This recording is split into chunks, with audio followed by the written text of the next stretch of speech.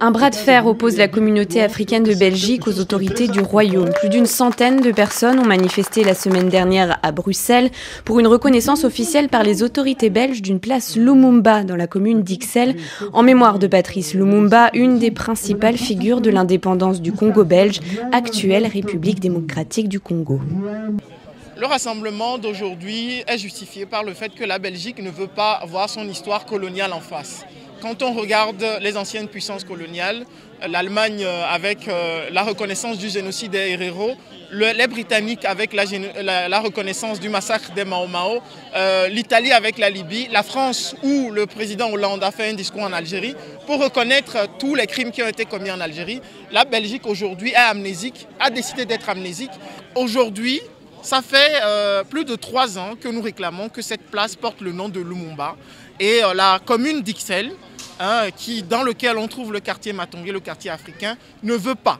Et donc Lumumba est reconnu comme héros de la dignité des peuples dans plus de 77 pays. Dans 77 pays, il y a des infrastructures qui portent le nom de Lumumba. Et ici, on n'enseigne pas la colonisation à l'école. On n'enseigne pas aux enfants belges ce qu'est l'histoire de la Belgique, ce que la Belgique a fait en Afrique. Et c'est pour tout ça que nous nous mobilisons aujourd'hui, pour que nous puissions mettre la pression sur la commune d'Ixelles pour obtenir la place Lumumba. Patrice Lumumba est un personnage qui a marqué autant la Belgique que le Congo. Il faudrait qu'on arrive à trouver un consensus de ce côté-là et qu'on arrive à parler des choses qui fâchent. Tout ce qui est lié au passé colonial en Belgique est plutôt difficile à aborder autant par la population que par les autorités politiques. C'est sûrement pour ça que Patrice Lumumba n'a toujours pas de place ici en Belgique. Les frondeurs dénoncent également les velléités des autorités belges visant à faire disparaître le nom Matongé, un réputé quartier africain au cœur de Bruxelles. On veut finalement enlever l'identité africaine à ce quartier. Et donc nous sommes ici là aussi pour mobiliser afin que ce quartier puisse garder son identité africaine. On veut enlever le nom Matongé qui est connu sur le plan international et donner le nom de quartier des continents.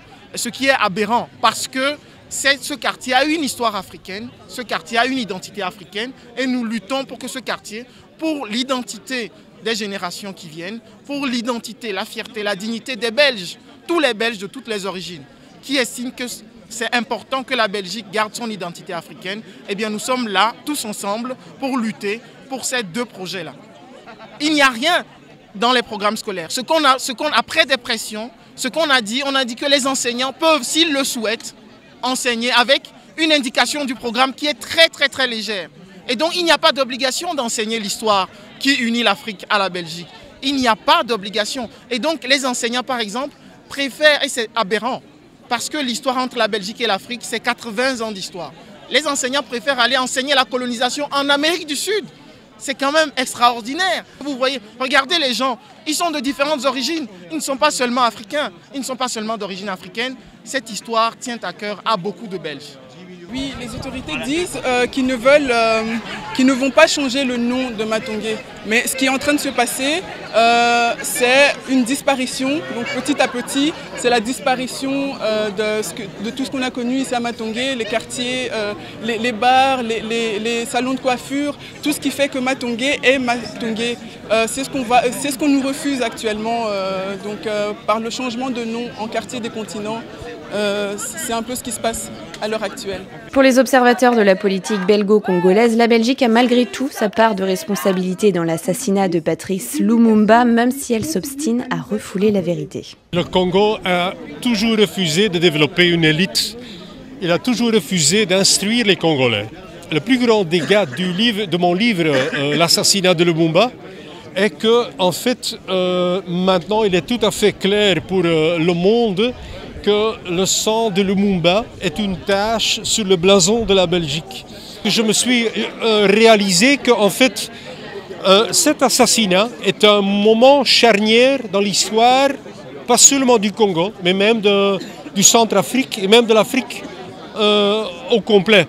Parce qu'en éliminant Lumumba, on a éliminé la direction nationaliste d'un mouvement qui voulait vraiment une indépendance du Congo, qui était un pays extrêmement riche, extrêmement grand en Afrique. Et donc ça a vraiment retardé le développement et la libération du continent africain pour plusieurs années, voire pour plusieurs décennies. Pour se faire entendre davantage et faire plier l'autorité communale, les organisateurs de ce rassemblement ont lancé une pétition. On est venu participer à l'événement organisé autour de la place Lumumba, donc il y a pour la date de l'indépendance du Congo, donc ce 30 juin. Et donc on est venu d'abord montrer notre solidarité en disant voilà, Intal est présent aussi, on soutient le combat. Et on est venu aussi faire signer la pétition parce qu'il y a 2 ans, Intal a lancé la pétition pour la place... pour que la place où nous nous situons, à Ixelles, porte le nom de place Lumumba. Le mouvement existait déjà, mais il n'y avait encore jamais eu de pétition, et donc ça c'est le point qu'on a voulu apporter avec notre organisation. Les gens sont très très réceptifs, et c'est ça qui est très intéressant, c'est qu'avec Lumumba, il y a une adhésion des Congolais, ça c'est normal, des Africains, mais aussi des Européens et de toutes les populations qui vivent à Bruxelles. Et en commençant par moi, bien sûr. Et je pense que c'est quelque chose d'intéressant parce que Lumumba est quelqu'un d'unificateur. La commune en 2013 a refusé de donner une place à Lumumba avec l'argument que Lumumba n'est pas unificateur. Et la pétition montre exactement le contraire. On a des gens de tout milieu d'origine, de toute tendance qui disent « Ok, on a des divergences sur plein de points, mais on veut une place au Lumumba. » Parce que personne n'adhère au fait qu'on ait assassiné un Premier ministre qui voulait son pays indépendant. Personne ne peut défendre ça, sauf quelques vieux racistes et quelques vieux colons. Mais la majorité des gens, ils sont pour les droits des peuples à être indépendants, à construire leur propre souveraineté et leur propre histoire. Et puis ce qui est surtout très important, c'est qu'avec ces initiatives de la place Lumumba, même si la commune n'a pas donné le nom de place Lumumba officiellement, dans la pratique, les gens parlent de la place Lumumba et c'est où elle se situe. Même Google Maps a reconnu la place Lumumba. Donc ça veut dire qu'elle devient une réalité, même si la commune ou les politiques ne veulent pas le faire pour des raisons qui leur sont propres. On crée une réalité qui, tôt ou tard, ils n'auront pas d'autre choix que de reconnaître que la place Lumumba existe et elle est située ici. Mais je trouve que c'est important d'avoir une place au nom d'un personnage historique comme celui de Lumumba, qui a marqué les relations belgo-congolaises, même s'il a eu une fin tragique. Il faut savoir honorer la mémoire. Et donc c'est pour ça que je soutiens cette idée. Les autorités communales n'ont pas voulu commenter le sujet.